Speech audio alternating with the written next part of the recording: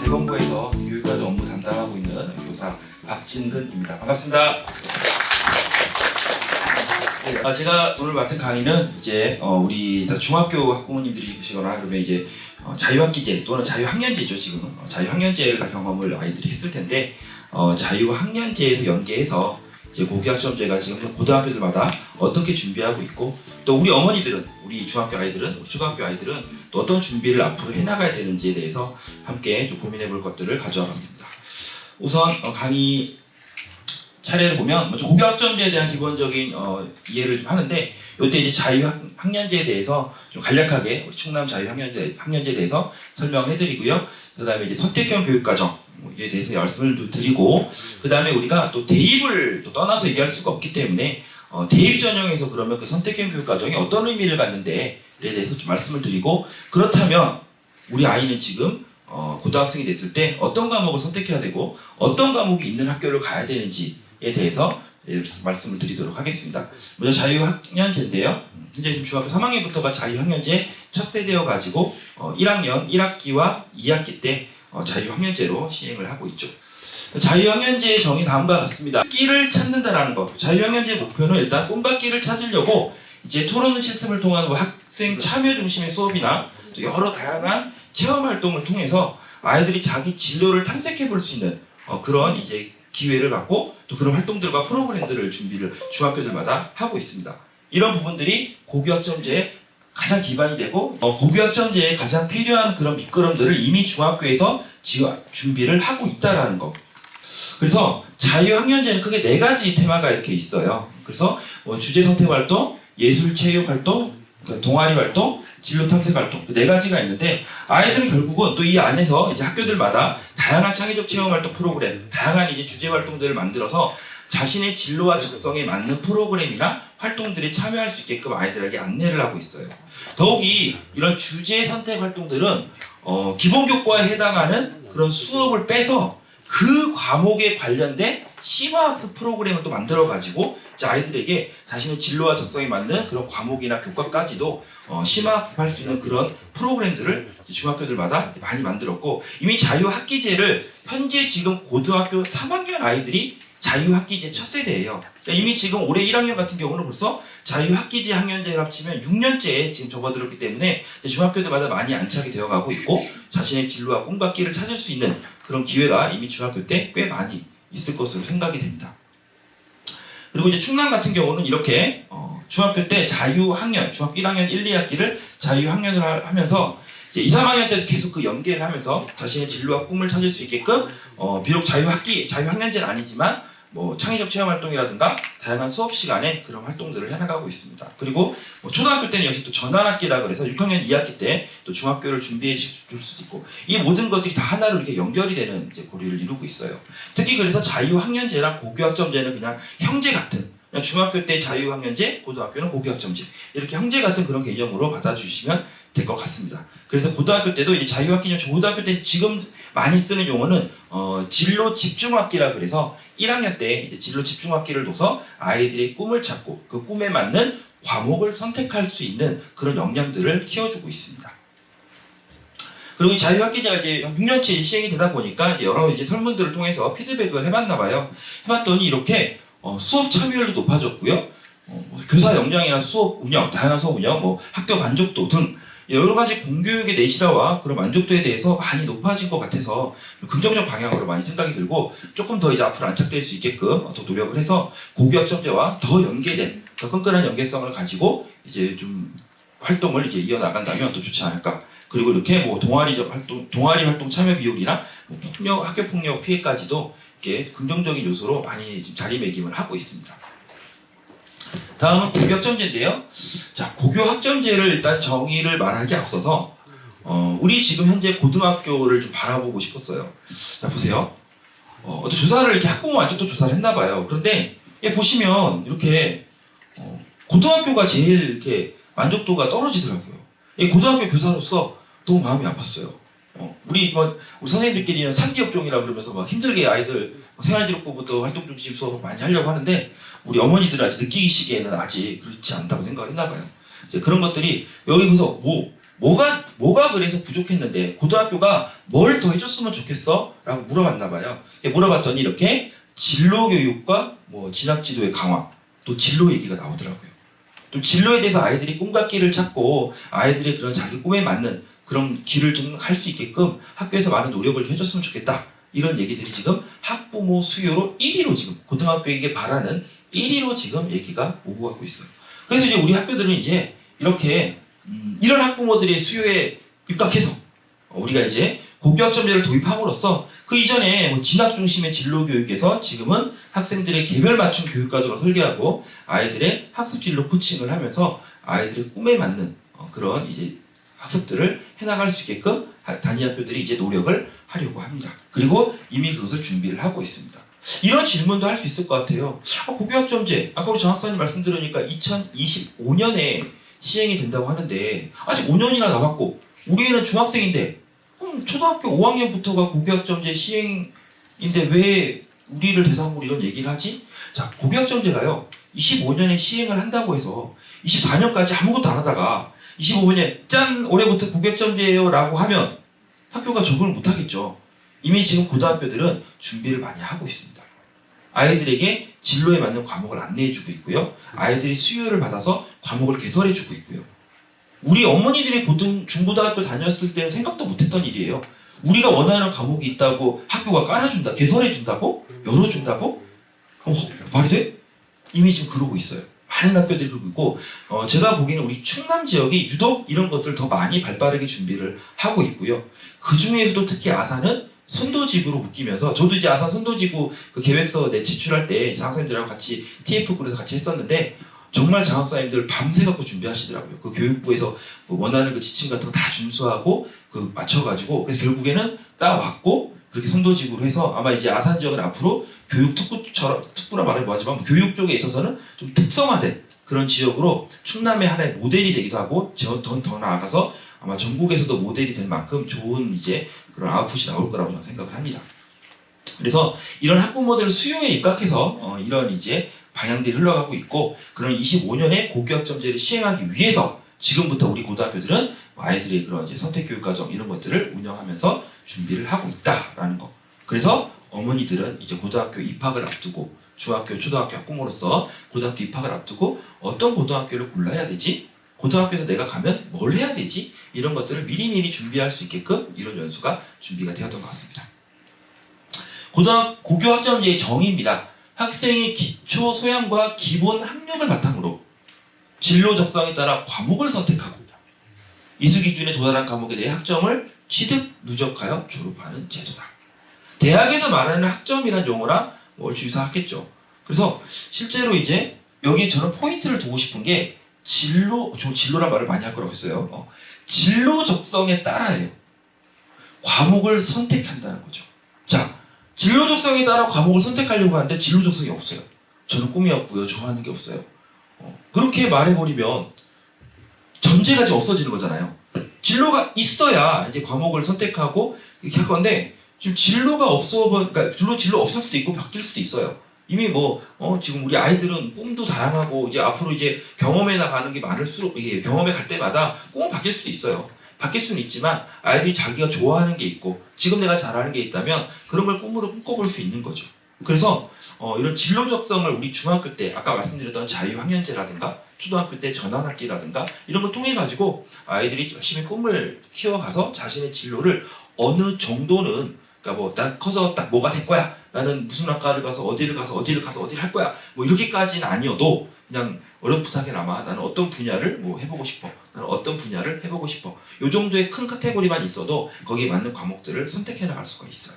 그래서 일단은 우리 중학교 아이들 꿈과 끼를 많이 찾았으면 좋겠고요. 자유학년제 이런 거 어떤 아이들 보니까 저희도 이제 옆에 중학교도 있고 이렇게 한데 야 오늘 저기 어디 자유학년으로 어디 간대 우리 끝나고 피서 가자 이런 아이들도 있더라고요.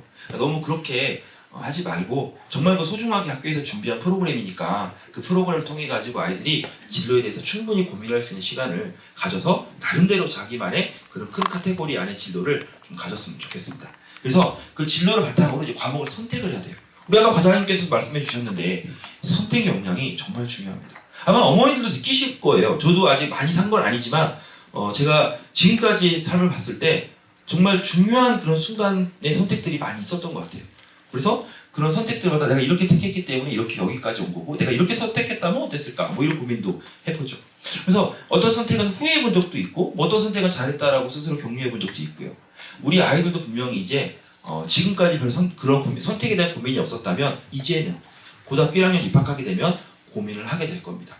저희 아이들도 보니까 정말 고민이 많더라고요. 이런 과목 선택과 관련해가지고 진로가 있다고 해도 진로 찾는 것도 어려운데 진로가 있다고 해도 그 진로에 맞는 과목을 선택한다는 것이 쉬운 게 아니더라고요. 보니까 그런 것들을 이제 미리미리 좀 고민을 하신다면은 많은 도움이 될 것 같아요. 그래서 진로 적성을 찾고 과목을 선택할 수 있는 그런 선택 역량도 함께 키워가는 것이 고교학점제에 필요한 부분인 것 같고요. 그리고 여기 이제 기본 학력이란 말이 나왔어요. 자, 기본 학력. 우리 중학교에서 지금 성취평가제로 아이들이 지금 시험을 보고 있죠. 5단계는 우리 예전에 치면은 수음이한가 뭐 이렇게 했던 거 기억하세요? 뭐 수음이한가 해가지고 절대평가 그렇게 했던 그런 느낌으로 성취 수준 얼마를 도달하면 A, 어느 정도 도달하면 B 이렇게 해서 절대평가 같은 그런 느낌의 평가 체제가 성취평가제라고 있는데 이미 중학교는 지금 성취평가제를 하고 있죠. 근데 이런 성취평가제를 하고 이러면서 문제가 많이 어렵게 내진 않는 것 같아요. 보니까. 그러면서 아이들이 저는 개인적인 바람은 조금 그런 기본 학력을 중학교 때 좀 더 많이 탐구하고 왔으면 좋겠어요. 물론 꿈과 끼를 찾는 것도 좋지만 기본적인 고등학교에 와서 공부를 따라갈 수 있는 학업 수행의 능력을 좀 갖출 수 있게 중학교 때 좀 진득하게 공부를 좀 했으면 좋겠어요. 제가 수학을 담당하고 있거든요. 1학년 수학을 들어가면 예를 들어서 뭐 이렇게 해요. 야, 너 작년에 중학교 3학년 때 원의 성질 배웠잖아. 우리 고등학교 1학년 때 원의 방정식 나오니까 이거 해야지. 이렇게 하면 기억 안 나는데요. 작년에 배운 거 어떻게 기억해요? 막 이런 애도 있고요. 특히 3학년 2학기. 3학년 2학기 때 어느 정도 고등학교가 결정되고 이러면서 좀 3학년 2학기 수학 뒷부분을 좀 약간 이게 좀 덜 하면서 그냥 선행을 하는 게 좋은 건 줄 알고 막 고등학교 수학은 막 하면서 그렇게 하는 친구들을 많이 봤어요. 그런 애들요 결국에는 사상두각이 되더라고요. 저는 오히려 중학교 때 중학교 공부를 이 기본 학력을 잘 다지고 오는 것이 훨씬 더 좋은 것 같아요. 선행을 굳이 하고 싶다면 어머니 집에서 착한 일을 많이 시키세요. 그럼 선행을 하는 거죠. 감사합니다. 이렇게 웃어주시고 우리 애도 뭐야 쟤 이런 표정을 쳐다보면 제가 좀 난감할 뻔했는데 아무튼 그렇습니다. 그래서 저는 좀 기본 학력에 좀 충실할 수 있게 좀 이렇게 중학교 내용들을 좀 튼실하게 공부해갖고 왔으면 좋겠다라는 생각이 듭니다. 자, 고교학점제 프로세스는 다음과 같습니다. 먼저 다양한 과목을 학교는 개설을 합니다. 개설을 하고요. 이때 개설할 때는 학교가 마음대로 개설하는 게 아니고요. 어느 정도 아이들이 수요를 받고 우리 아이들이 진로가 어떤 방향이 많은지 그 진로에 좀 적합한 과목은 뭔지를 학교 선생님들끼리 그 전년도에 충분히 심사숙고하고 회의하고 협의하고 하면서 만듭니다. 그리고 또 그때그때 수요가 있으면 또 그걸 적용해서 반영해 줍니다. 우리 충청남도 교육청은 우리 담당 장학사님도 계신데요. 교육과정을 조금 더 탄력적으로 이게 학생 수요가 있으면 잘 반영할 수 있게끔 잘 이렇게 해주세요. 그래서 저도 이제 그때 야 애들이 이거 원해? 그러면 한번 협의해보자 해서 뭐 과목 누가 좀 해볼래요? 오면 이제 누가 한다 그러면 교복 개설하고 이제 물론 이제 여러 가지 절차는 있지만 그렇게 해서 좀 더 아이들이 적극적으로 과목을 요청을 한다면은 충분히 그 과목들이 학교에 개설될 수가 있어요. 그래서 일단 과목이 개설이 되고요. 되고 나면 아이들이 역시도 진로 학업 설계를 해야 됩니다. 초등학교는요 진로 인식 단계예요. 중학교는 진로 탐색 단계고요. 고등학교는 진로 설계 단계예요. 진로를 이제 설계를 해야 되는 거죠. 근데 이때 이제 진로에 맞게 진로가 그냥 중학교 때처럼 단순하게 꿈 찾고 나의 적성 맞는 걸 찾는 것을 떠나서 이젠 더 나아가서 나의 적성에 맞는 나의 진로에 맞는 과목을 선택하는 것을 이제 학업 설계라고 합니다. 그래서 고등학교 때 과목들이 솔직히 좀 고등학교 때 과목들이 뭐가 있는지도 잘 모르잖아요. 그죠? 근데 뭐가 있는지도 모르는데 그 뭐가 있는지도 모르는 그 과목을 좀 선택하래요. 1학년이 정말 중요한 시기라는 게 느껴지죠. 1학년 때 과목을 어떻게 선택했냐에 따라서 2학년 때 과목 선택을 바꿀 수가 없어요. 이미 예를 들어 중간고사를 봐버렸어요. 뭐 저 과목 바꾸고 싶은데요. 이러면 되지 않아요. 물론 뭐 다음 학기 거는 바꿀 수가 있지만 이제 당장 지금 하고 있는 학기, 지난 학기는 바꿀 수가 없겠죠. 그래서 1학년 때 10분 고민하면 될 거를 3학년 때는 1시간 이상 고민해야 되는 그런 나비 효과도 있어요. 그러니까 1학년 때 정말 중요한 시기인 만큼 1학년 시기에 충분히 이런 고민을 할 수 있게끔 선생님들이 많이 노력하시겠지만 어머니들도 많이 아시고 함께 노력해 주신다면 좋을 것 같아요. 그리고 이제 수강 신청을 합니다. 수강 신청도요, 교육부가 만들었어요. 수강 신청 프로그램이라는 것을 만들어서 이제 학교들마다 이제 무료로 충분히 잘 활용할 수 있게끔 그런 프로그램도 다 만들어서 배포를 했고, 교육청 단위에서는 이제 각 학교 선생님들한테 그런 수강 신청 프로그램을 사용하는 방법을 연수도 시켜줘요. 다 해주고 있어요. 이미 지금 고등학교들은 교육청에서 많은 지원을 받아서 이미 고교학점제를 위해서 많이 지금 준비를 하고 있어요. 그러고 나면 이제 수업을 운영하고요. 이제 활동 중심 수업, 참여식 수업을 하고요. 그러고 나서 이제 수업이 끝나면서 평가를 진행을 하는데, 평가는 이제 그 지필평가라는 이 시험도 있고 수행평가도 있죠. 수행평가는 지금 철저하게 과정 중심으로 여기 있었다고 했죠. 수업 시간 내에서만 진행을 해야 됩니다. 아이들의 성장을 그대로 담을 수 있고 선생님들이 관찰을 해서 누적 기록을 할 수 있게 딱 수업 시간에만 할 수 있게 되어 있어요. 선생님들도 수업 설계를 그래서 더 전문성을 갖추려고 노력을 하고 있고요. 아이들도 조금 더 수업 시간에 활동에 적극적으로 참여하려고 노력하고 있습니다. 여기까지는 이미 지금 왔습니다. 여기까지. 이미 지금 단계가 7단계까지 있다고 했을 때 벌써 5단계까지 가요. 이미 지금 고등학교들은 많이, 물론 학교마다 약간의 온도차는 있을 거예요. 학교들마다 교육 여건이 다르기 때문에 약간의 차이는 있겠지만 여기까지는 왔습니다. 왔는데 이제 다음은 이제 이수, 미수. 요거는 혹시 중학교 학부모님들이라면 아직은 고민 안 하셔도 되겠지만 초등학교 5학년 학부모님들, 초등학교 5학년이 이제 고1이 되는 2025년에는 이 이수, 미수 제도가 도입이 된다고 합니다. 그래서 아직 모든 게 확정나지 않았기 때문에 자세하게 말씀드릴 수는 없지만 그냥 대략적으로는 성취도가 40점 이하라든가 이면서 또는 3분의 2 출석을 안 했다든가 이런 식의 그런 규정들이 있긴 한데 아직은 확정은 아니기 때문에, 근데 어느 정도 학업 성취 수준에 도달하지 못하면 안 되는 것처럼 미수 처리해버린다라는 거죠. 그래서 기본 학력이 중요해질 겁니다. 기본 학력 없이 그 과목을 들었다가 혹시나 미수 되면 또 어떻게 해요? 미수 되지 않게 중학교 때 충분히 기본 학력들을 갖출 수 있게 노력을 해야 될 것 같아요. 그리고 이제 그 학점들이 이제 차서 어느 정도 차면은 졸업을 하는 그런 프로세스를 고교학점제가 갖추고 있습니다. 그래서 현재는 지금 여기까지 왔기 때문에 이 부분에 대한 이해는 어느 정도 중학교 학부모님이시라면 어느 정도 이해를 해서 고등학교를 고를 때도 좀 지혜롭게 골라야 되고 고등학교에 가서도 과목 선택을 지혜롭게 해야 되고 이런 부분들을 미리 준비를 하면 좋을 것 같아요. 고교학점제는 이렇게 준비하고 있습니다. 지금 저같이 이렇게 인식제고 연수를 하면서 우리 교육 주체인 교사, 학부모, 학생들을 대상으로 이런 인식제고와 제도 안착을 하고 있고요. 그 다음에 여러 예산들을 통해 가지고 학교들마다 이런 선택형 교육과정을 다양하게 운영하고 그런 진로 코칭을 할 수 있는 역량을 강화할 수 있는 그런 프로그램들을 운영하는 연구학교들을 많이 운영하고 있고요. 성취평가제, 이 부분이 조금 이제 얘기가 나올 수가 있는데, 성취평가제는 이제 중학교 때 했던 아까 말씀드렸던 절대평가 개념에 이제 어느 정도의 학업 성취 기준을 도달하면 이제 A, B, 그래서 5단계로 하는 과목도 있고요, 3단계로 하는 과목도 있습니다.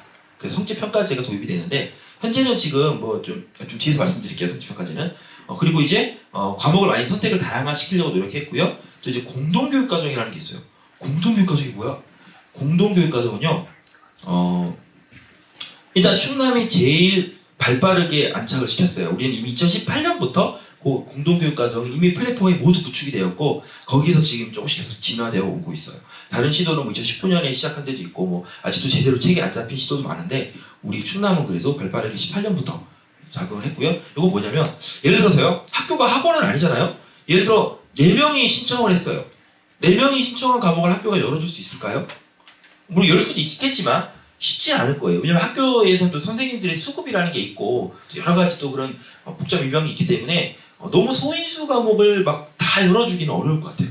혹은 우리 학교에는 예를 들어 중국어 선생님이 없어요. 근데 아이는 중국어학과를 가고 싶다고 중국어를 듣고 싶대요. 우리 학교에서는 중국어 선생님이 없는데 열 수가 없잖아요. 이렇게 단위 학교에 선생님이 없거나 혹은 너무 이제 소인수여가지고 폐강할 수밖에 없는 과목이라면 인근에 있는 고등학교들하고 같이 하는 거야. 야, 우리 땡땡 과목이 4명 있거든? 야, 니네 그 땡땡 과목 조사해볼래? 몇 명 나오나? 우리도 3명 있어. 옆에 학교, 우리 2명 있는데? 이렇게 티끌모아 태산이라고? 이렇게 모으니까 한 방거리가 나오는 거예요. 그러면 이제 누가 거점할래? 우리가 수업할 거니까 우리 학교 거점 줘. 그럼 이 거점이면 그 학교 애들이 이제 이동해서 수업을 하는 겁니다. 학교 간의 연합으로 수업을 하는 거예요. 근데 이렇게 이제 하는 것들이 우리 어머니들 저기 중고등학교 때 감히 상상도 못했던 그런 일들이 좀 벌어지고 있어요. 지금. 그리고 지금 올해는 코로나로 인해서 온라인까지 확대가 되고 있고 이것도 뒤에서 좀 자세하게 말씀드리겠습니다. 이 성취평가제 고등학교는요. 요 뒤에서 2015 개정교육과정에서 간단하게 말씀을 드릴 건데 이렇게 진로 선택 과목이라는 어떤 과목이 있어요. 그런 해당하는 과목들이 있는데 그 과목들만 일단은 성취평가제를 하고 있어요. 그래서 이렇게 원래는 지금 이게 고등학교 성적 표기 방법이거든요. 석차 등급이 나오고요. 성취도가 나오고 원점수랑 그 과목 평균이랑 표준 편차가 나와서 이 과목에서 얘가 얼만큼 했는지 그 성취 수준을 다 그러니까 상대적 위치를 다 추론할 수 있게 되어 있어요. 그런데 이 진로 선택 과목에 한해서는 이렇게 석차 등급도 표기하지 않고 표준 편차를 포기하지 않음으로써 상대적 위치를 어느 정도 가늠하기는 어려워요. 단지 ABC라는 성취도가 나오기 때문에 성취 비율이 기재됨으로써 얘가 A면은 수강생들 지금 532명 중에 32.4% 안에는 들었나 보다. 이 정도는 알 수 있지만 상대적 위치를 정확하게 가늠할 수는 없어요. 그래서 아이들이 나 이거 선택하려고 했는데 쟤 공부 잘하는 애가 다 저기가 있어갖고 내가 저거 들으면 저기 성차 등급 못 받을 것 같아. 나 내 적성상 저 과목 들어야 되는데 못 들을 것 같아. 석차 등급 받기 무서워서. 이런 일이 없게끔 하려고 아이들 진로에 맞는 과목들인 진로 선택 과목들은 그래도 이렇게 그런 상대적 위치 이런 것보다는 정말 진로와 꿈과 끼에 맞는 그런 과목들을 들을 수 있게끔 하라고 이렇게 상대평가를 하지 않고 성취평가제로 진행을 합니다. 그리고 2025년이 되면 전 과목 성취평가제가 실시가 된다고 합니다. 이게 이제 우리 공동교육과정인데요. 우리 충남 공동교육과정은 크게 4가지 카테고리가 있어요. 단위학교가 주관하는 학교연합이고요. 교육지원청, 우리 아산교육지원청 여기처럼 교육지원청이 주관하면 지역연계고요. 대학이 인근에 있는 대학들이 주관하면 대학연계고 이제 교실 온다시라는 걸 이용해서 교육청에서 주관하는 건데 또 온라인으로 이제 공동교육과정 하는 4가지 카테고리가 있어요. 작년까지만 해도요. 이 3가지는 모두 오프라인으로만 운영이 되었었어요. 그런데 코로나19가 이제 온라인 수업, 원격 수업을 많이 이제 진화를 시켜놔서 현재는 지금 이것뿐만 아니라 이 모든 공동교육과정들이 다양한 이제 그런 원격 플랫폼들을 이용해가지고 온라인으로 수업이 지금 진행이 되고 있습니다. 그리고 우리 충남은 1학기 때 온라인 실시간이죠. 온라인 실시간 수업으로 이미 많은 지역에서 충남에 있는 많은 교육지원청에서 주관해서 공동교육과정을 이미 운영을 했고 현재 지금 2학기 때도 운영을 하고 있습니다. 그래서 우리 충남은요 공동교육과정을 이렇게 이런 걸 통해 가지고 그 교육과정을 단위학교가 개설하지 못하는 과목, 소인수여서 개설하지 못하고 선생님이 없어서 개설하지 못하고 이런 과목들을 과목 선택권을 더 확대해주고 아이들이 자기 진로에 맞는 과목이 폐강될 일 없게끔 학교에 선생님이 없어서 못 듣는 일이 없게끔 이렇게 과목 선택권을 확대해주고 있습니다. 이런 걸 통해 가지고 이미 지금 우리는 5년 뒤에 있을 고교학점제를 준비하고 있는 겁니다. 고교학점제 주요 추진 일정 다음과 같은데요. 이런 용어들이 좀 어렵죠. 지금 2015 개정교육과정, 2022 개정교육과정 이런 말들이 이제 나올 거예요. 네, 우리 어머니들 옛날에 중고등학교 다니실 때는 뭐 5차 교육과정, 제가 보니까 6차 교육과정이었더라고요. 6차 교육과정, 7차 교육과정 이렇게 불렀었거든요. 근데 이거를 이제 2007년부터 이제 뭐 8차, 9차 이렇게 부르는 게 아니고 이제 개정 연도를 따가지고 2007년에 개정했으면 2007 개정교육과정. 2009년에 개정했으면 2009 개정교육과정. 그러니까 2015 개정교육과정은 몇 년도에 개정한 교육과정일까요? 역시 바로 아시죠. 2015년에 개정한 교육과정입니다. 15년에 개정해서 18년도 신입생인 현재 고3 아이들이 2015 개정교육과정의 첫 세대고요. 2022는 이제 어때? 몇 년도에 22는 개정할까요? 2022년에 고시를 하겠죠. 그리고 그 3년 뒤 2025년부터 적용을 하는 겁니다. 그러니까 중학생 학부모님들께서는 2015 개정교육과정에 약간 뭐 수정된, 일부 개정된 건 있지만 2015 개정교육과정 큰 틀 안에서 움직이고 초등학교 5학년부터는 2022 개정교육과정부터 적용이 된다고 합니다. 그리고 현재는 지금 전시 이미 지금 마일스톤 고등학교는 학점제가 도입이 되어서 지금 학점으로 단위 간이 학점으로 지금 운영을 하고 있습니다. 자, 2015 개정교육 과정을 간단하게 설명을 해드릴게요. 그리고 지금 제가 조금 이제 어려운 얘기를 할 수가 있어요. 왜냐면 교육과정 편집표를 보는 말씀을 드릴 거예요. 왜냐면 어머니들 지금 이제 고등학교를 고르실 때 그 학교 편집표를 보셔야 돼요. 왜냐면 우리 아이가 이런 꿈을 가지고 있는데 이런 과목을 들어야 되는데 그 학교는 열려 있나? 안 열려 있으면 이거 좀 열어야 되지 않나? 열어달라 요청이나 해볼까? 열면은 가고 안 열면 가지 말까? 이렇게 고교 선택의 또 하나의 방법이 될 수 있기 때문에 편집표를 보는 원리들을 조금 아셔야 됩니다. 먼저 2015 개정교육 과정의 가장 큰 중심은 이제 칸막이, 문이과 칸막이가 없다는 거죠. 옛날에는 코스열이었어요. 내가 이과를 고르면요, 나 사회 좀 듣고 싶은데, 야, 네가 이과인데 사회를 왜 들어? 나 문과를 갔으면 저 이과 수학 좀 듣고 싶어요. 야, 너는 문과인데 이과 수학을 왜 들어? 기하 벡터 네가 왜 들어? 너 문과잖아. 너 A 코스 요리 먹으면서 왜 B 코스는 요리 달라 그래? 너 그냥 패키지 A 패키지 골랐잖아. 너 패키지 골라놓고 왜 라텍스 베개 저기 안 사 왜? 이렇게 하는 거잖아요, 그죠? 그래서 이런 것이 이제 예전까지가 코스 그런 과정 선택형 교육과정이었다면 2015 개정교육과정은 아이들이 자기가 과목을 선택해 나가면서 자신만의 교육과정을 만들어가는 과정 형성형 교육과정이라고 부릅니다. 그러니까 사회를 택하면서도 이과 수학을 택할 수 있고요. 과학을 택하면서도 사회를 택할 수도 있는 거죠. 그렇게 다양하게 선택권을 주고 있는 거죠. 그리고 그 목적은 이 시대가 요구하는 창의융합형 인재 양성을 목표로 해서 이제 이런 교육과정이 만들어진다고 합니다.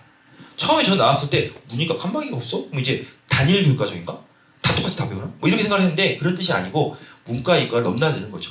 이과에 있지만 문과 과목을 들을 수 있고 예전으로 쳤을 때 문과에 있는 아이들이 이과 과목을 들을 수 있는 그러면서 문이과라는 개념이 사라져버리는 그 칸막이가 사라진 것을 얘기하는 겁니다.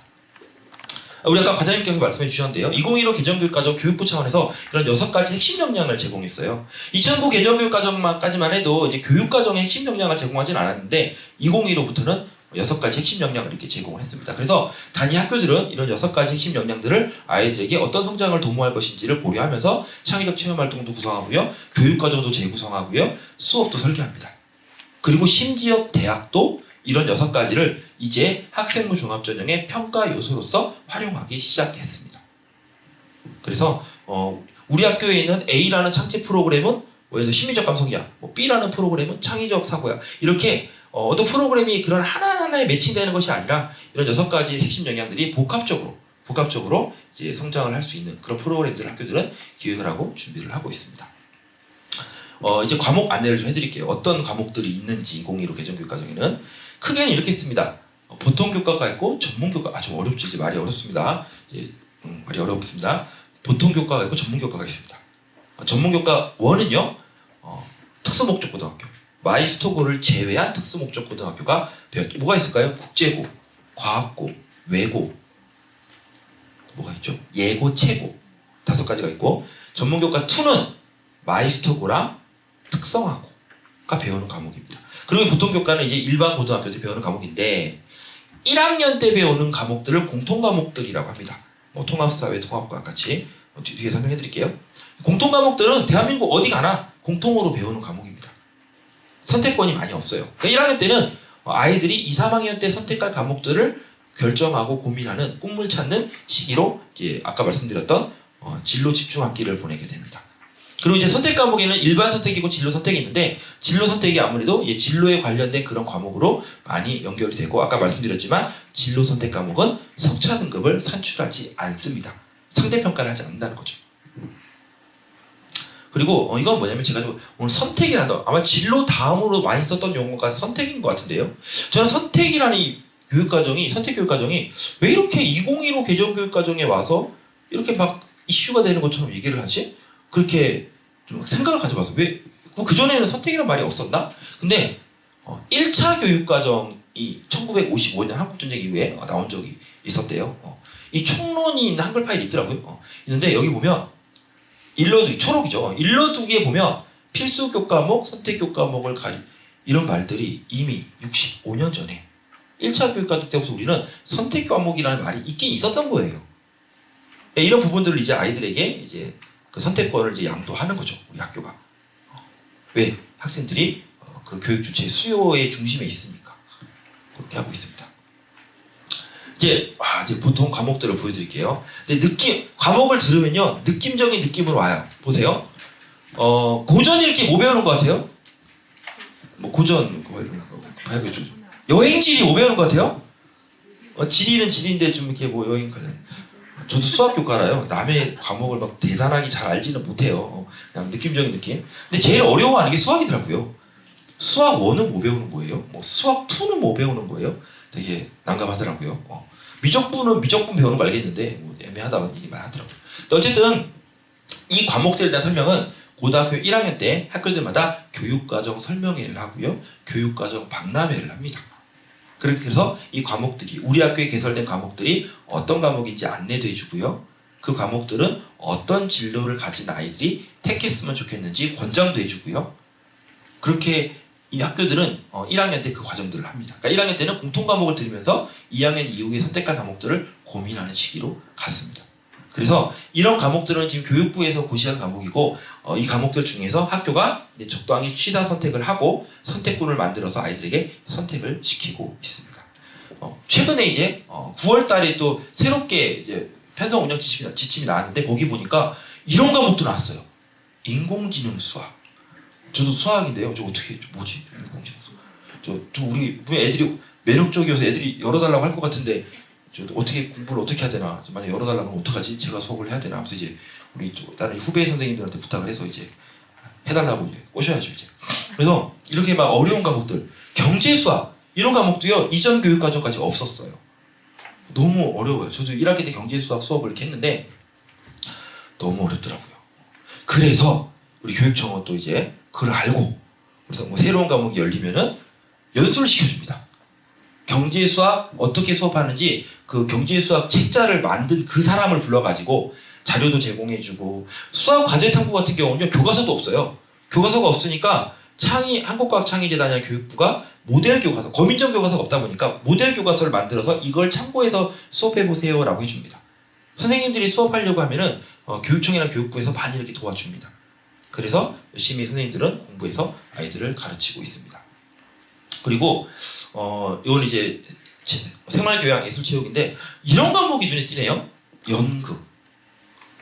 어머니 이런 과목 없었었죠. 저도 본 적도 없었던 과목인데 이런 과목들이 이제 예술 쪽으로 들어와서 이제 연극이라는 과목도 이제 준비를 하고 있습니다. 그래서 실제로 지금 이렇게 인공지능 기초 이런 과목들도 전문 교과가 아닌 보통 교과에 이렇게 다 들어옴으로써 이 인공지능 관련된 것들이 2015 개정교육과정에서 오면서 또 달라진 점 중에 하나가 소프트웨어 교육을 많이 강조를 하고 있어요. 우리 4차 산업 시대에 IoT 시대에 아무래도 이제 소프트웨어 역량이나 인공지능 역량이 많이 필요하기 때문에 이제 아이들한테 이런 역량들을 길러줄 수 있게끔 이제 고등학교 때부터 이런 준비를 좀 하고 있습니다. 그래서 이제 인공지능 과목, 소프트웨어 관련 과목들은 뭐 아직도 이런 얘기하시는 분들 계세요. 아니 컴퓨터 공학과 갈 것도 아닌데 소프트웨어 과목 왜 공부를 해야 돼? 소프트웨어 과목, 우리 수학 공부하는 게 수학과를 가려고 수학을 공부하는 건 아니잖아요, 그죠? 모든 과목이 이제 기초가 되는 그런 과목을 우리 도구적 과목이라 부르죠. 소프트웨어는 이제 도구적 과목으로서 의미를 가지는 겁니다. 그리고 전문 교과 1인데요. 보니까 과학 계열은 과학고, 체육 계열은 체육고, 예술 계열은 예술고, 외국어 계열은 외고, 국제 계열은 국제고에서 여는 과목인 것 같죠. 그렇게 여는데, 자 특수목적고등학교가 여는 과목이 있지만 만약 아이들이 원해요. 선생님 저는요, 물리학 실험을 듣고 싶어요. 저 뭐 하는지 배우고 싶어요. 이러면 일반고도 열 수 있습니다. 열 수 있습니다. 근데 이게 정규 내에 열기에는 좀 부담스러우니까 많지 않을 거니까 희망자가 보통 공동교육과정이나 이런 데에서 열고 있습니다. 이런 과목들도 적극적으로 이제 학교에다가 요청하시면은 열어줍니다. 전문교과 2는 과목이 너무 많아서 다 소개해드릴 수는 없고 뭐 이런 과목들이 전문교과 2에도 있습니다. 자, 선택형 교육과정 운영 사례인데요. 편제표 보는 방법을 조금 설명을 해드릴게요. 먼저 단위라는 용어를 좀 아셔야 됩니다. 물론 뭐 센티미터나 밀리미터도 단위라고 하죠. 단위라고 하는데 제가 설명드릴 단위는 다음에 이제 고교학점제가 되면 학점이라는 용어로 바뀔 이제 단위인데요. 4단이다. 그러면 일주일에 4시간 수업을 하는 겁니다. 1단이다. 일주일에 1시간 수업하는 겁니다. 6단이다. 그럼 일주일에 6번 수업하는 거죠. 그러니까 일주일에 5일이니까 6단이면은 하루에 2번 든 날도 있는 거죠. 그럼 막 수학 선생님이면 6단이면 막 수학생 2번 봐야 되고 막 괴롭죠, 그죠? 단위수라는 건 그래서 주간, 한 주간 운영되는 수업 시수를 말하는 거고요. 자, 이런 게 이제 교육과정 편제표입니다. 이제 이런 편제표를 이제 좀 보셔야 돼요. 좀 이따가 이제 뒤에 이제 학교 사례 소개해 주실 때도 이 편제표도 보여주시겠지만 저는 그냥 랜덤하게 예시로 가져온 겁니다. 어디 학교 건 아니고요. 예시로 어디 학교 건데 뭐 밝힐 필요는 없을 것 같아서 예시로 그냥 가져온 건데 자, 이게 무슨 뜻이냐면 보세요. 1학년 때는 공통 과목에 있는 국어를 1학기 때 4단위, 2학기 때 4단위를 듣는다는 뜻인 거예요. 그러니까 일주일에 4시간은 국어 수업을 한다는 거죠. 1학년 때. 그러니까 1학년은 총 합치니까 30시간 수업을 하네요. 30시간, 일주일에 30시간 수업을 하는데 국어를 4시간 하고요. 공통 과목 수학을 4시간 하고요. 공통 과목 영어를 4시간 하고 뭐 한국사 이렇게 해서 30시간 하는 거예요. 그런데 2학년 때는 학교에서 지정한 과목은 20시간이네요. 3학년 때는요. 6시간만 지정했어요. 6시간만 지정했다는 얘기는 24시간은 선택을 해야 된다는 거예요. 아, 진짜 힘들죠. 그죠? 그래서 이게 이제 선택군인데요. 뭔 말인지 정말 어렵죠. 이 편제표는요. 선생님도 잘 못 봐요. 선생님도 업무 담당하시는 분이나 잘 이해하지 업무 하시지 않는 분이시라면 이 편제표 잘 못 보세요. 그러니까 어머니들이 편제표를 잘 모르신다, 못 보인다, 안 보인다고 해서 너무 그럴 거 없어요. 이제 차차 이제 알아가면 되고 이제 고등학교 고를 때 이제 그때 참고하시면 돼요. 자, 이게 무슨 뜻이냐면 자, 요렇게 택 2 여기에서 요 과목 보이죠? 요 과목에서 2과목을 골라라 이런 뜻인 거예요. 2과목 고르면 하나당 일주일에 4시간씩 하는 거야 라고 말해주는 거예요. 근데 어떤 애가요 이 선택권을 고르다가 택 2예요. 2개 골라요. 내가 물원이랑 화원을 골랐는데 나 윤리와 사상을 너무 듣고 싶어. 근데 택 2에 밀렸어요. 3순위예요 나한테는. 나는 물원 화원이 먼저 1순위 2순위인 거예요.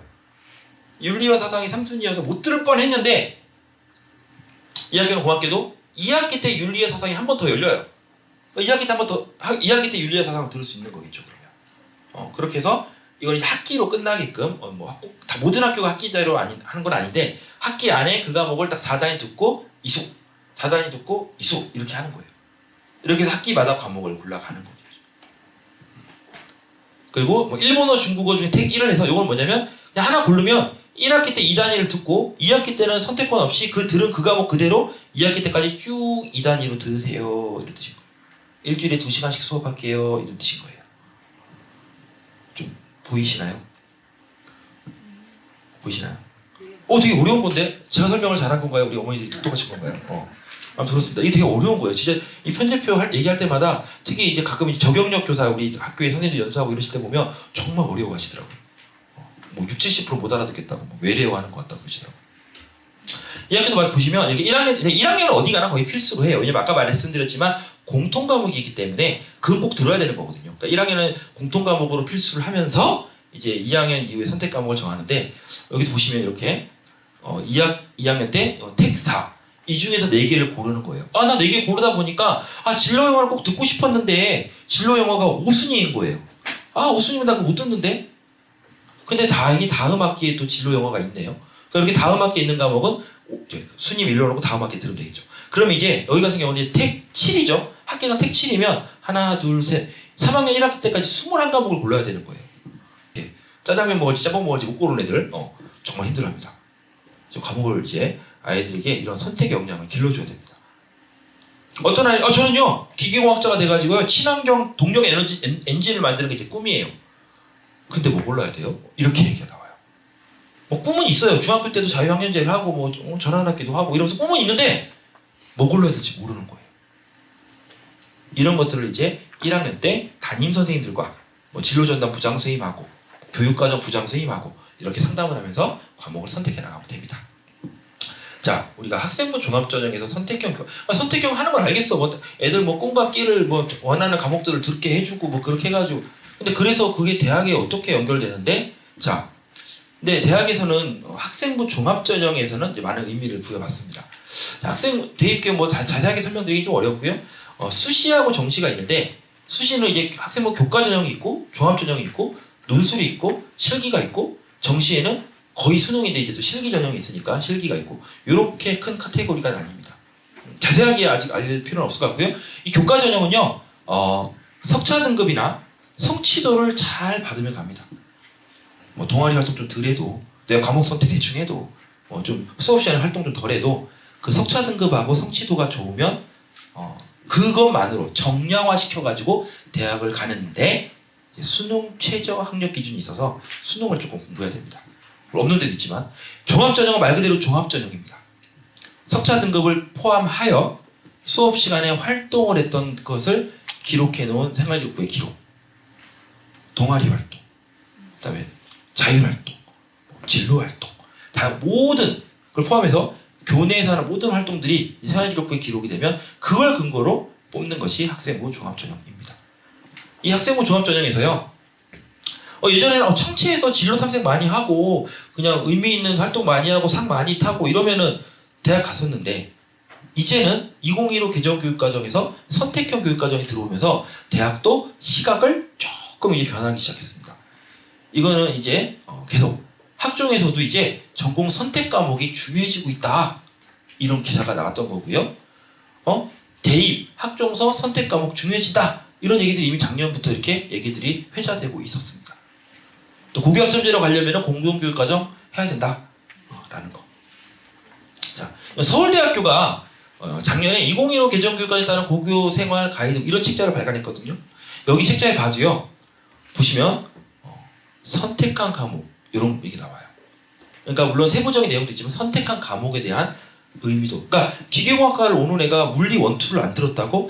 그러면 얘 학교 대학 가서 따라가기 힘든데? 뭐 생명공학과 오는 애가 생투를 안 들었어? 어려울 텐데. 이런 고민을 한다는 거죠. 한양대학교도요. 이렇게 학생부 종합전형 안내 플러스 책자를 만들었어요. 만들었는데요. 이 안에도 이런 얘기가 써 있어요. 아니 우리 학교가 그거 안 열어줘가지고 못했는데 그럼 우리 애가 불이익 받나요? 불이익 받는데요. 이제는 교과목이 보장되는 상황이기 때문에 평가 결과가 달라질 수 있대요. 그러니까 적극적으로 요청을 해야 되는 거죠. 혹시나 나는 이 과목을 듣고 싶었는데 학교가 안 열어줬어요. 그럼 요청을 하면 돼요. 그럼 공동교육까지 열면 되니까. 그러니까 아이들이 적극적인 태도가 필요한 거예요. 학교에서 개설해놓고 선택권을 만들어 놓은 것만을 목표로 하는 것이 아니라 내가 전공에 필요한 과목들 혹여나 학교에 열려있지 않더라도 학교에 요청을 해서 공동교육과정이나 전교 내까지는 혹시 못 가더라도 공동교육과정을 통해서 연다면은 수강을 하면 되겠죠.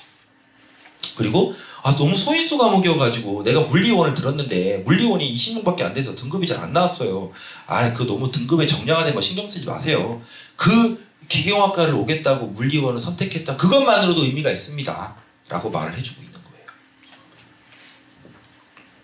거예요. 그리고 이제 인문자에 통합이 됐기 때문에 폭넓게 그런 이제 인문학적 소양, 공과대를 간다고 해서 인문학적 소양이 안 필요한 게 아니고 그러니까 사회과학대를 간다고 해서 수학적 역량이 안 필요한 건 아니다라는 그런 이제 창의 융합적 사고 여기 나와 있죠. 이렇게 이런 것들이 이제 우리 2015 개정교육과정의 아까 말씀드렸던 핵심 역량이죠. 대학도 이런 걸 좀 보기 시작했다는 겁니다. 경희대 건데요. 경희대도 보세요. 전공과 관련된 기본 과목을 어느 정도 이수했는가. 이게 학업 역량에만 영향을 미치는 게 아니고요. 이렇게 전공 적합성까지도 연계를 하고 있어요. 선택 여부가 학업 역량과 전공 적합성에 모두 평가 요소로 작용을 하고 있는 겁니다. 따로 노는 게 아니에요. 대입과 따로 가는 게 아니고요. 대입에서도 충분히 이런 것들을 이제 연계해서 선택 평가 요소에 반영을 하고 있고요. 대학이 그래서 많이 교육 과정을 공부를 하고 있어요. 그리고 이건 생활기록부에서 이제 우리 다 중요하다. 생활기록부에서 안 중요한 게 어디 있겠냐. 그런데 조금 이제 그런 세부 개념의 특기 사항이나 과목 선택 같은 그 교과학습 발달 상황이 있는 그 부분이 조금 더 의미 있게 보긴 한다. 이런 뜻인 거예요. 이런 얘기들이 이거는 학교 홈페이지에 가면 있어요. 경희대학교 입학처 홈페이지 가면 학종 가이드북이 있고요. 많은 대학들이 지금 공개를 했어요. 이거 말고도 고려대도 있고 동국대도 있고 많이 있어요. 그런 학교들을 좀 꼼꼼하게 읽어보시고 만약 좀 이해 안 가시는 게 있으면 근처에 선생님들께 여쭤보시면은 충분히 설명해 주실 수 있을 거예요. 자, 이제 마지막인데요. 진로에 맞는 그래서 고교학점제 뭔지 알겠고 이제 고교학점제에 선택형 교육까지 도입돼가지고 이미 나는 우리 애는 중학생인데 우리 중학생인데 아직 고교학점제 시행 단계는 아니지만 거기에 필요한 선택형 교육과정을 지금 해야 되니 우리 애가 꿈을 열심히 중학교 때 찾아갈 거고 고등학교 가서 과목 선택을 위해서 노력할 거야. 그런데 뭐 골라야 되는데 뭘 골라야 되지? 이런 고민이 드는 거죠.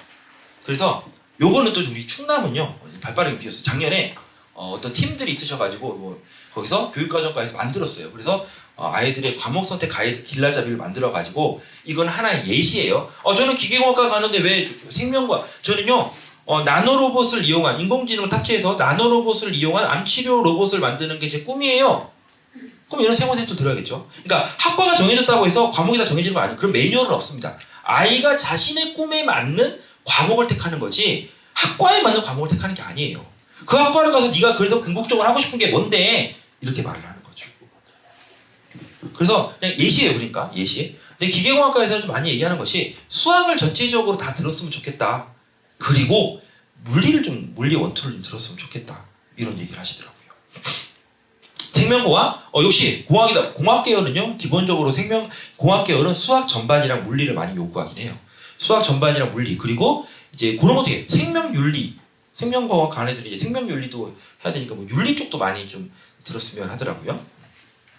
산업공학은 인재 적재적소 배치 뭐 이과에 있어서 경영학과 같았는데 그러다 보니 수학을 좀 많이 요구를 하더라고요. 산업공학은 수학을 좀 전반적으로 들었으면 좋겠다 이런 얘기들을 했고요.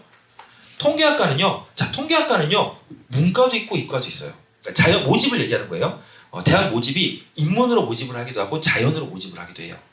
그런데 인문이 조금 더 많아요. 인문으로 모집하는 것이. 통계학과 통계는 수학인데 왜 자연보다 인문이 더 많지? 그 이유는 이게 수학은 수단인 거예요. 수학을 이용해서 사회 현상을 이해하고 분석하고 예측하고 대비를 하는 거죠. 그러니까 사회과학 학문인 거예요. 그러다 보니까 수학은 수단으로서 다 들었으면 좋겠고 이렇게 사회를 들었으면 좋겠다. 이거 우리 예전에 이전 교육과정에 문이과가 있던 시절에는요. 이거 불가능합니다. 어떻게 사회를 들으면서 이과 수학을 들어요. 그때 이런 조합이 나오지 않습니다. 하지만 지금은 아이들이 과목을 선택하면서 자기만의 교육과정을 만들기 때문에 우리 예전에 말했던 문과에서의 사회 과목들을 들으면서도 예전에 말했던 이과의 수학들을 들어나가서 자기만의 스토리텔링을 만들어가는 거죠. 이런 것들을 지금 2015 개정교육과정은 문이과 칸막이가 없어졌기 때문에 할 수가 있는 겁니다. 의예과도 보니까 윤리를 많이 요구하더라고요. 윤리나 사회 쪽도. 그래서 의료윤리라든가 특히 뭐 코로나19로 인해서 올해 보면서 많이 더 느껴지는 것 같아요. 또 경영도요. 이제 경영학과 뭐 CEO 되고 이런 거죠. 경영학과를 가는데 미적분까지는 알겠어요. 경영에 가장 이게 기본적인 경제가 필요하니까 경제에서는 이제 미적분이 좀 뭐 필요할 것 같아요. 그런데 기하가 왜? 애들 뭐 저 기하라 그러면 이제 뭐 도형 같은 거 하는 거거든요. 기하가 왜 필요하지? 기하가 필요하지? 이 고등학교 기하는 벡터라는 게 좀 들어가 있는데 저도 궁금했어요. 경영에 기하가 왜 필요하지? 라고 궁금해서 제가 경영학과 다니는 학생한테 졸업생한테 물어봤어요. 야, 경영학과 기하가 왜 필요해? 물어봤어요. 물어봤더니 그 친구가 이런 얘기 하더라고요. 좀 잘렸네요. 그 경영학에서 재무 분야에서 도구로도 쓰이고요. 주식시장의 주가 변화나 시장 점유율의 변화를 고유 벡터나 고유치를 이용해서 구한대요. 저는 뭔 말인지 모르겠어요. 이건 뭔 말인지 모르겠지만 벡터가 쓰인다는 말에 기하가 쓰이긴 쓰이나 보다. 이 정도 느낌적인 느낌을 받았어요. 경영도 기하가 쓰이는구나. 기하는 정말 예전에 기하 벡터 그러면 문과가 기하 벡터를 왜 들어? 이런 느낌이었거든요. 근데 지금은 경영학과는 지금 아직 대학에서는 인문으로 분류가 돼 있어요. 경상계열이 인문으로 분류되어 있는데 이런 이과 과목들까지도 많이 요구를 하고 있습니다. 보건행정학. 보건행정학과라면은 뭐 알겠어. 뭐 사회 쪽하고 뭐 생명과학 쪽까지는 보건이니까 알겠다 이거야. 그런데 왜 보건행정학에 물리 원투가 필요하다고? 왜? 보건행정에 물리 원투가 왜 필요해? 했더니 제가 보건행정학이라는 전공책을 한번 서적에서 한번 해봤어요. 이렇게 해봤더니 이런 말이 써 있어요. 그거 보이시던데 책에는 4차 산업혁명에 필요한 4차 산업시대에 필요한 그런 웨어러블 기기라든가 이런 원리들이 다 물리학에 들어가 있다 하더라고요. 그러면서 물리 원투도 보건행정학에 좀 들었으면 좋겠다라는 과목으로 추천 과목으로 나와요. 물론 추천 과목입니다. 이거는 추천 과목이기 때문에 일 수도 있고 아닐 수도 있지만 이런 맥락에서 조금 큰 틀 안에서는 좀 필요할 수 있다. 이런 얘기를 하더라고요. 몇 가지 정리해보면 일단 과학기술원은요. 카이스트, 지스트, 디지스트, 니스트 같은 이런 과학기술원들은 다 영어로 수업해요. 영어로 수업하니까 영어 역량이 필요해요. 아직까지도 영어 면접이 남아있는 유일한 대학이 카이스트의 일반 전형이에요. 영어 면접이 있어요. 그만큼 영어 역량을 많이 요구하고 있고요. 그다음에 공과대학은 이제 수학 전반이랑 물리학, 인문대학은 이 사회에 대한 얘기를 많이 이제 사회를 좀 많이 들었으면 좋겠다 이런 얘기를 많이 하고요. 사회과학대학은 물론 사회 중요하지만 아까 같이 이렇게 수학 같은 경우도 좀 중요하게 받아들이고, 심리학은요 생명과학, 심리학이면 당연히 우리가 통상적인 문과 개념을 받아들여지는데 생명과학도 필요하고요. 어차피 심리라는 건 사람을 다루는 거니까. 그리고 이제 미적 보통 거기에 정보 처리, 정보 역량도 많이 요구를 하고 있대요. 심리학이요. 심리학자들이 다 그거래요. 그 뭐죠? 그 뭔가 이론을 수립할 때에는 데이터를 모아서 그걸 초석을 해가지고 뭐 설문하고 뭘 하고 해가지고 그런 데이터들을 집적시켜가지고 분석해서 이론화시키는 거기 때문에 이럴 때도 정보 처리 역량이 더 필요하다라는 얘기를 하더라고요. 통계학과는요, 아까 말씀드렸지만 수학이면서 사회, 이상한 조합이죠. 문과도 아니고 이과도 아니고 애매한. 그래서 이런 데서 이제 문이과 통합이라는 칸막이가 없다라는 개념이 들어온다라는 거. 의료보건이나 이런 데는 이제 윤리가 중요하고, 이제 간호학과. 자, 간호학과도요 문과가 있고 이과가 있어요. 대학은 이과에서 오는 간호학과 애들을 좋아할까요? 문과에서 오는 간호학과 애들을 좋아할까요? 이과라고 하더라고요. 그 이유가 생리학이라든가 과목들이 화학하고 생물에 관련된 과목들이 꽤 많대요. 간호학에. 그런데 문과 애들이 예를 들어서 통합과학밖에 안 배우고 오잖아요. 예를 들어 화원, 화투도 안 배우고 오면 이 대학교에 있는 화학생물 관련 과목들을 따라가질 못하는 거예요. 너무 힘들어한대요. 문과에서. 그래서 저는 뭐 문과 갈 수 있어요. 자기 성향상 자기 사회가 더 맞으면 문과를 갈 수 있겠죠. 사회가 이제 문이과 말이 없으니까 문과를 간다 말하면 안 되고 뭐라고 말해요. 사회를 주로 선택할 수 있겠죠. 하지만 사회를 주로 선택하더라도 화학하고 생물은 화원, 생원 정도, 두까지는 아니어도 화학원이랑 생명과학 원 정도는 좀 간호학과를 희망한다면은 좀 들으면 어떨까? 이런 걸 좀 들어서 좀 간호학과 갔을 때 대학 가서 공부 못 따라간 일 없게끔 하면 어떨까 생각이 들었고요. 소프트웨어 쪽도 역시 윤리, 그러니까 소프트웨어 쪽에 수학을 많이 필요하지만 뭐 요새 최근에 또 일도 있었고 해서 그런지 윤리, 정보윤리 쪽이 많이 강조가 되고 있는 것 같습니다. 경상계열은 아까 말씀드렸지만 경영학과, 경제학과 이런 데서는 미적기하 같은 것이 이과 수학이지만 다 필요하고요. 산업공학은 수학 전반을 할 거죠. 제2외국어. 저는 물어봤어요. 아랍어학과를 가려고 하면은 전공적 값은 뭘 해야 돼요 도대체? 이렇게 물어봤어요. 우리 아랍어가 없어요. 공동교육과 정도 아랍어학과 열린 거 못 봤어요. 뭐 스페인어도 봤고 뭐 프랑스어도 봤는데 아랍어학과 못 봤어요. 요구하면 근데 열어주실 거예요. 도교육청에서 아마. 그죠, 장학사님? 그죠? 열어주실 거예요. 우리 교육청은요 다 해줘요. 뭐 아무 과목이나 학교에서 못 열어? 나한테 얘기해. 다 알려줄게. 우리 장학사님 스타일이에요. 그래서 이 제2외국어 관련된 학과들은요 알아요. 대학이 알아요. 아랍어 어디서 공부해오겠어요. 그냥 영어 열심히 하세요. 영어 잘하면요 제2외국어 어느 정도 그 양의 상관계수를 가져요. 그리고 그 학교에 열려있는 제2외국어 좀 신경 써서 공부하세요. 그리고 좀 조금 더 나아간다면 뭐 아랍이다 하면 그쪽 지역에 뭐 문사철이라고 그러죠. 뭐 문학, 역사, 철학 이런 이제 사회에 대한 동아시아사라든가 세계사라든가 이런 걸 들으면서 그 나라의 역사를 좀 알아보고, 왜냐면 우리 언어라는 건 그 나라의 역사나 문화 없이는 이해할 수가 없는 거잖아요. 그런 차원에서 조금 해갖고 오면 도움이 될 것 같아요. 제가 보여드린 건 하나의 예시입니다. 그러니까 이런 식으로 아이들은 과목 선택을 해나갑니다. 우리 아까 기계공학, 뭐 생명공학이라고 했는데 무조건 윤리 들으라고 했는데 우리 내년에 저기 고등학교 가면 생명공학이니까 윤리 무조건 들으라, 이런 건 아닙니다. 하나의 예시 아니고 충분히 그 학교 선생님들이 더 전문성 있게 그 학교의 편제표를 있는 것들을 설명해 주실 거예요. 그러니까 저는 그냥 큰 틀 안에서 이해하시면 되고요. 이제 선생님들, 그 학교의 선생님들한테 자문을 구하시면 되고요. 현재 지금 내가 어디 고등학교 가려고 했는데 그럼 그 고등학교는 뭐가 열려있지? 우리 애는 경제학과를 가려고 하는데 경제 수학이 그 학교에 있다? 이제 홈페이지 들어가 봤어요. 보면 교육과정 계획서 보니까 이렇게 있어요. 이렇게 편제표가 들어가 있어요. 편제표 봤더니 경제 수학이 없는 거예요. 근데 아직 2021 신입생은 편제표가 올라와 있지 않아요. 이번 작사님께서 다음 주까지 올리라고 하더라고요. 2021까지는 아직 내라고 하지 않았어요. 근데 2020까지 형아들, 선배들 거 보니까 경제 수학이 없는 거예요. 전화를 하는 거죠, 학교에. 전화를 해서 그 학교에 지금 경제 수학이 편제표에 없던데 내년에 개설할 의지 있으세요? 이렇게 물어보면 저희는 개설할 의지 없습니다.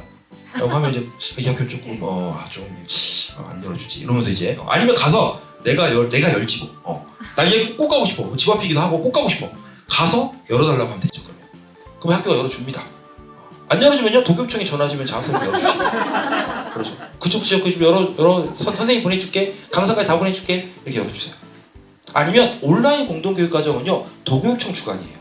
온라인 공동교회가 좀 열면 돼요. 도에서. 그 지역에서 안 열어준다 그래요. 그러니까 어떻게 하든 열려요. 안 열릴 수가 없어요. 애가 원하면, 학부모님이 원하시고 애들이 원하면 무조건 열립니다. 두드리시면 열립니다. 그래서 근데 그렇게 두드리려면 이걸 아셔야죠. 교육과정을 아셔야 되고 교육과정 편제표를 볼 줄 알아야 되는 거죠. 저는 큰 맥락 안에서 이렇게 얘기를 했고요. 어떻게 좀 이해가 좀 잘 되셨나요? 네. 아무튼 이게 좀 어려운 내용인데 제가 나름대로 좀 이렇게 열심히 쉽게 설명하려고 노력했는데 좀 이런 바탕으로 해서 이제 다음 학교들 사례 들으시면서 좀 더 이제 구체화되는 개념으로 접근하시면 될 것 같습니다. 제 강의 여기까지 하도록 하겠습니다. 선생님, 어머니들 감사합니다.